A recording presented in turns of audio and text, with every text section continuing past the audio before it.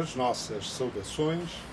Temos connosco o professor Marcos da Costa Ferreira, da Universidade Evangélica de Anápolis, no Brasil, e como o tema da atualidade, tanto na Europa como no Brasil, é o da publicidade infanto-juvenil, eu perguntar-lhe quais são, neste momento, as preocupações que, no âmbito da defesa do consumidor, a publicidade infanto-juvenil suscita no país continente que, através de distintas instituições, tanto se tem batido pela proibição desta agressão permanente às crianças.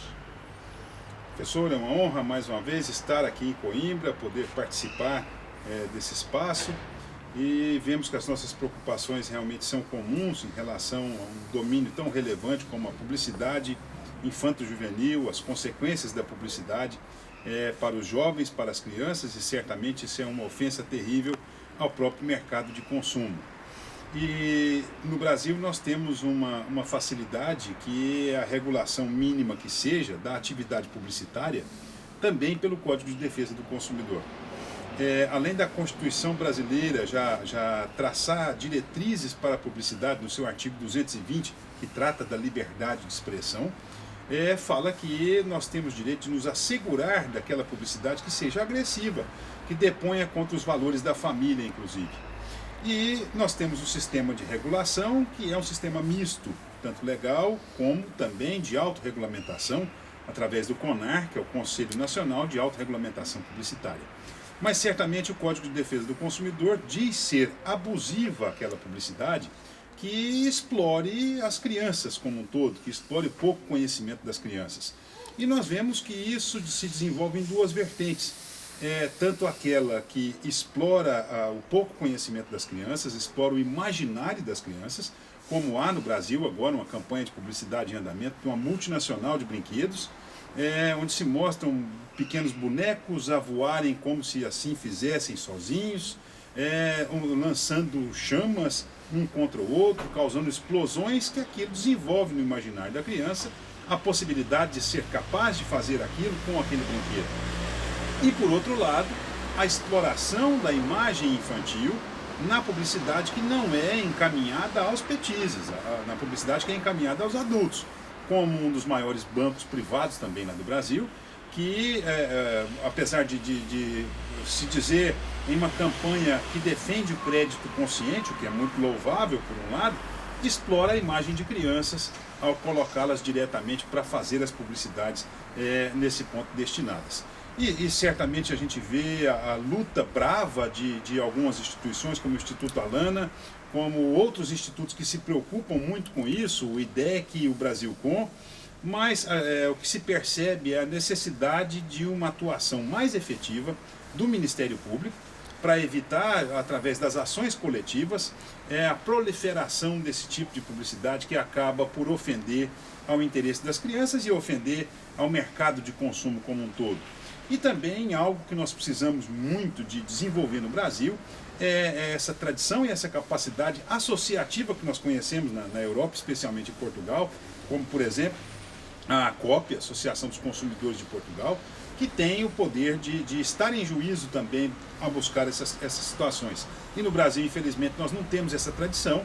Certamente algumas vozes já se levantam nesse sentido, e creio que esse é o caminho do futuro para que nós possamos também lidar com problemas tão sérios como esse relativo à publicidade infanto-juvenil. Nós, neste momento, temos uma iniciativa em marcha. Já houve, no seio do Comitê Económico e Social Europeu, uma audição prévia acerca exatamente do debate em torno da publicidade infanto-juvenil, saber se a Europa deve encaminhar-se para a proibição pura e simples, pelas restrições de conteúdo em dadas circunstâncias, ou, ao invés, permitir ad libitum, permitir indiscriminadamente que as crianças sejam não só um alvo fácil da publicidade, como ainda possam empregar-se sem qualquer impedimento nas mensagens. O que acontece é que a 7 de fevereiro, próximo futuro, haverá ainda uma nova audição, por forma a habilitar o relator-geral, o conselheiro Jorge Pegado Liz, português com assento no Comitê em representação dos consumidores, a elaborar um parecer de iniciativa que vem, na realidade, a dar elementos à Comissão Europeia para, desde logo, enveredar por soluções ao estilo das que a Suécia e a Dinamarca têm, para proibir pura e simples a publicidade até aos 12 ou até aos 14 anos. Porque um dado que me parece incontroverso é o de, no Brasil, a publicidade infanto-juvenil influenciar decisivamente os consumos domésticos a níveis absolutamente aterradores. Diz-se que a cerca de 80%, ao passo que em Portugal índices mais modestos apontam para 30% dos orçamentos domésticos. O que eu entendo é que, entre nós, como no Brasil, tem de ser feito um esforço conjunto para preservarmos as nossas crianças dessas mãos menos meicas que são as da publicidade, evitando todo e qualquer logro nesse particular. Portanto, eu daria ainda uma última palavra ao professor Marcos da Costa Ferreira para se exprimir nesse sentido. Pois não, professor, e que fique claro que muitas vezes, já ouvi essa crítica, inclusive, que seríamos nós contrários à atividade publicitária. E isso, exatamente não é isso. A atividade publicitária faz parte do mercado de consumo, com absoluta certeza, é necessária, é útil. Nós não podemos esquecer que não há consumidores sem fornecedores e vice-versa. Então é necessário que se divulguem os produtos que estarão no mercado. O problema é que isso tem que ter limitação, isso tem que ter um conteúdo ético para não permitir que se explore. O senhor falou dados precisos. No Brasil, 80% do consumo, 80% das despesas de consumo da família são guiadas pelas crianças. E por isso se investe maciçamente nessa publicidade para atingir esse público-alvo que convence, que influencia, que define o que a família vai acabar por adquirir naquele mês, às vezes até comprometendo o orçamento doméstico.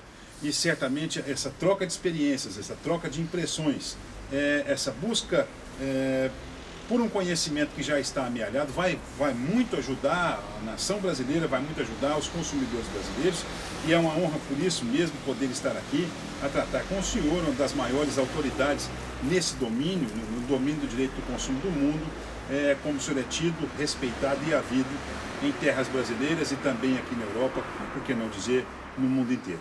Muito obrigado pela oportunidade e sempre que possível estaremos por aqui. Muito obrigado.